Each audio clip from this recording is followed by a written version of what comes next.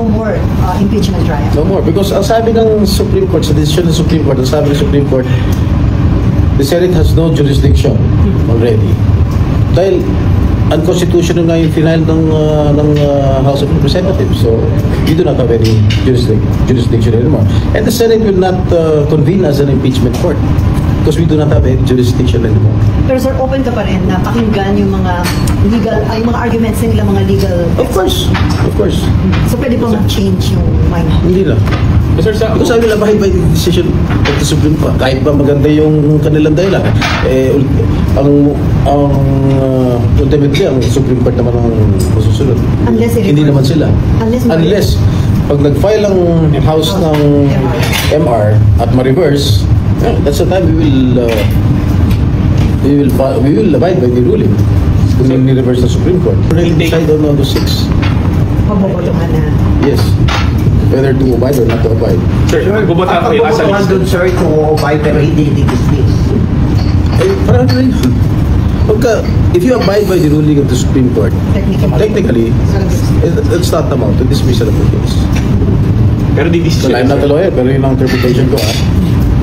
So mag-decision kayo as a legislative body, hindi as an impeachment. Yes, no, not as an impeachment court.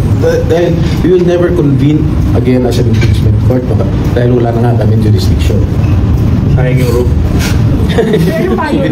Mr. President, having previously served 2 terms in the Senate and participated in an impeachment proceeding in the past, I can confidently say that I am no longer inexperienced when it comes to handling matters related to the impeachment process. Mr. President, Mr. Presiding Officer, personally, malalim po ang hugot ko sa issue ng impeachment dahil minsan ang pinagdaanan namin ito ng aming pamilya.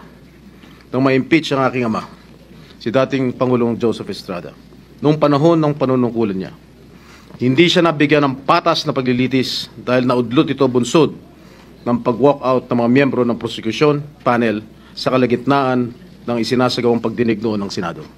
And the rest, as they say, is history. That's why I feel strongly about following each step in the Constitution. It is a sensitive matter that I take to heart. Mr. President, Mr. Presiding Officer, I vote in favor of remanding the impeachment complaint to the House of Representatives in full adherence to the provisions laid down in our Constitution.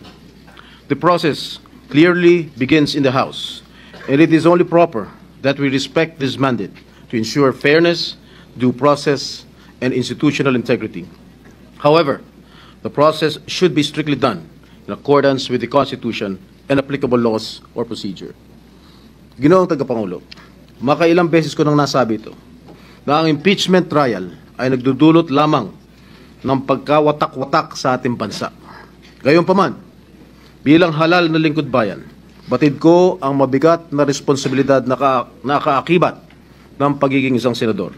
Ang umupo bilang isang hurado sa impeachment trial at nakahanda akong tuparin ito. Sa mandatong sinumpaan ko, tungkulin ko na siguruhin na marerespeto ang tamang proseso, mapanatili ang integridad ng ating institusyon at higit sa lahat, tiyakin na impeachment proceedings ay magiging patas. However, I am well aware that impeachment is a political process, not a judicial one. However, in a political process like impeachment, we must adhere to established procedures to ensure that actions are neither arbitrary or driven solely by political agendas. Mr. Presiding Officer, after hearing the positions articulated by some of our colleagues, I too am convinced that the matter of the impeachment complaint should be remanded to the House of Representatives.